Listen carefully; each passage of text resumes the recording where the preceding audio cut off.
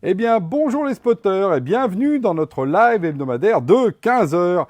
Et voilà, on est de retour du salon Digital Workplace 2022. Et oui, sans les masques, il faisait beau, ça faisait agréable de voir tout ce petit monde. Voilà, c'était un salon de printemps et on s'est tous retrouvés pour parler justement de la Digital Workplace, un sujet évidemment extrêmement important dans la question du numérique. Et là, je vais essayer de vous donner en quelques minutes un peu les tendances, en tout cas que j'ai vues sur ce salon. Alors d'abord, si on parle des tendances de fond un peu globales, un peu transversales, la première, c'est que les stands, ils étaient plus beaux, plus grands, plus hauts. Voilà, il y a eu un gros travail de fait d'un point de vue marketing. Alors en général, ça veut dire effectivement que le secteur se porte bien parce qu'effectivement, les éditeurs, ils ont les moyens de payer des magnifiques stands et des gens pour faire de la créa autour de ça. Donc ça, c'était vraiment assez notable. D'ailleurs, pas mal de gens qui connaissent bien un peu ce domaine-là, les journalistes ou les analystes, ont noté, ils étaient obligés de relever la tête. Oh, il est grand votre stand. Ah oui, voilà. Et ça, c'était le cas de plusieurs éditeurs. Et on voit effectivement que le secteur grandit. Alors le deuxième sujet, moi j'ai trouvé un peu de tendance, c'est vraiment la question de la convergence de la Digital Workplace. Ça porte vraiment son nom. C'est une agrégation d'un certain nombre de fonctions et beaucoup d'éditeurs sont effectivement dans cette logique-là. Donc ça se rapproche, ça se complète effectivement et de plus en plus, il y a justement une logique de convergence qui amène au fait que ce ne sont pas des outils qui sont totalement différents mais qui convergent vers la même proposition de valeur, un usage un peu commun. Qu'est-ce qu'on fait le matin quand on arrive au bureau? Quelle va être la première page? Comment on va simplifier la vie pour que les gens travaillent? Enfin, voilà, c'est les mêmes problématiques qui reviennent et ceux qu'on vienne historiquement de l'intranet, du réseau social d'entreprise, du document. Tout ça va effectivement vers des plateformes qui sont un peu dans la même logique. L'autre tendance, c'est les 50 nuances de gris qu'il y a autour de Microsoft. Et oui, entre eux, vous voyez, il y en a à peu près 5 acteurs et demi qui sont plutôt, on va dire plutôt intranet, digital, plutôt souverains, c'est-à-dire qui n'ont pas besoin de Microsoft pour fonctionner. Puis tous les autres, les 5 autres, qui ont besoin effectivement de 365 pour exister. Et parce qu'en fait, ils se posent dessus, c'est ce qu'on appelle les surcouches. Mais on a 50 nuances de gris, on y reviendra quand je parlerai des éditeurs par rapport à ça.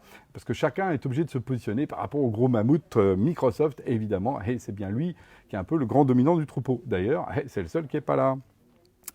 Et l'autre point, quand même, il n'y a pas d'innovation disruptive. Vous savez, le truc, vous dites, c'est quoi ce truc? J'ai jamais vu ça. Est-ce qu'on le mettra? Est-ce que ça sera quelque chose ou pas? En fait, on est plutôt sur l'innovation plutôt incrémentale. Alors, par contre, tout s'améliore. Alors que ce soit les UX, alors vraiment, les éditeurs progressent sur ça. Tout ce qui est communication, publication, sur lequel, en fait, on voit que c'est de plus en plus facile de faire des belles choses aujourd'hui. Là, c'est plutôt sur la partie intranet. Et puis, autour de la visio aussi, on sent des trucs parce qu'évidemment, la visio, ça a été évidemment la grande maladie des 2 dernières années. Donc, il y a eu pas mal de travaux autour de ça. Donc ça, c'est les grandes tendances. Et si on regarde du côté des acteurs, alors d'abord, les acteurs, il y a d'abord les indépendants, les souverains. Alors, j'ai commencé, alors c'est dans l'ordre, c'est dans l'ordre qui m'est venu. Il n'y a ni ordre alphabétique, ni ordre de préférence, ni dans le salon, ni, voyez, aucune malice. Donc, Exoplatform, vraiment, qui a amélioré son interface, une belle UX, et d'ailleurs, à l'image de son stand, un gros travail là-dessus, bravo. Il y a Intranet Inside, qui est toujours la solution sur mesure, qui était évidemment présent. Alors nous, évidemment, Genspot, avec pas mal de nouveautés, puis alors toute notre nouvelle gamme, et puis notre nouveau marketing autour des îles qui étaient dans le cloud, etc. Diapason, notre nouveau produit qu'on a sorti. D'ailleurs, j'en profite, bravo aux équipes. Moi j'avais un stand avec une énergie de dingue. Moi, j'étais hyper fier de l'équipe, quand même. Je veux le dire pendant ce live, voilà. Et puis, on avait aussi nos amis de Waller, alors très centrés sur la souveraineté. D'ailleurs, je crois que Thomas a même fait une conférence avec le député Latombe, qui est un des députés le plus en pointe sur les questions numériques. Et puis, je finirai par Wimi. Alors, très beau stand, là aussi, très grand stand, qui est toujours présent et qui étend d'ailleurs avec une nouveauté autour, justement, d'une problématique sociale, qui rajoute une dimension réseau social à la partie plutôt gestion de projet. Voilà. Très belle évolution de la solution Wimi. Donc ça, c'est vraiment les souverains. Alors, vous allez me dire, mais c'est bizarre, j'aurais pu mettre par exemple Jalios, le bon souverain historique. Bah oui, mais sauf que Jalios, maintenant, il s'affiche ouvertement avec un logo O365, donc il fait partie pour moi des 50 millions de gris des gens autour de 365. Donc il y a Jalios, alors il y a l'UMAPS qui ne fonctionne que sur 365, Mosaic qui a été repris d'ailleurs avec une nouvelle équipe jeune, dynamique, enfin vous voyez avec leurs t-shirts, ils avaient plein de pêche. Busy qui a été racheté, donc les Espagnols qui ont été rachetés, donc on voit bien qu'il y a du mouvement dans le domaine, et puis Powell 365 qui, après avoir fait un intranet, là est en train de travailler sur la gouvernance autour de Teams, qui continue à tricoter autour de 365. Donc voilà, ça c'est ceux qui sont plutôt 365, donc ça fait déjà deux grandes familles. Et il y avait quand même un GAFAM qui était là, c'est nos amis de Meta, donc Facebook Workplace, et qui n'avaient qu'une seule référence en tête, le fait qu'ils aient gagné Carrefour. Et c'est normal parce qu'en fait, c'est plutôt la tendance e-commerce qu'il y a derrière dans le métaverse qui excite en fait les clients qui viennent sur Workplace. Et donc, c'est pour ça qu'ils veulent le voir, plus que pour les capacités de collaboration qu'il y a dans Workplace, mais c'est leur driver et ils sont plutôt sur cette partie-là. On était content aussi d'avoir nos amis de l'open source qui étaient là avec un village. Hein. Il y avait les gens de XWiki, les gens de Bluemind. Moi, j'ai découvert les gens de Datafari qui font du search unifié. Donc, qui a une proposition, alors pas complète de Digital Workplace, mais qui permet d'apporter un certain nombre de réponses. Et puis, autour de tout ça, il y avait les cabinets de conseil qui sont de plus en plus d'ailleurs ouverts. Hein. Donc, alors je cite les DigiWin, Eolas, CliGroup, ASI. Et donc de plus en plus ouvert à des partenariats multiples, hein, qui historiquement étaient des fois avec un seul éditeur, et puis là qui maintenant commence à ouvrir tout ça parce qu'il y a de plus en plus de besoins divers justement avec ces acteurs qui grandissent, le cloud aussi qui prend de la place. Donc voilà, donc nous on est ravis en tout cas de travailler avec tout ce petit monde. Donc c'est une évolution justement structurelle aussi du marché avec les conseils parce qu'ils sont souvent le signe également de la vitalité d'un marché. Et d'ailleurs il y avait nos amis de Spectrum.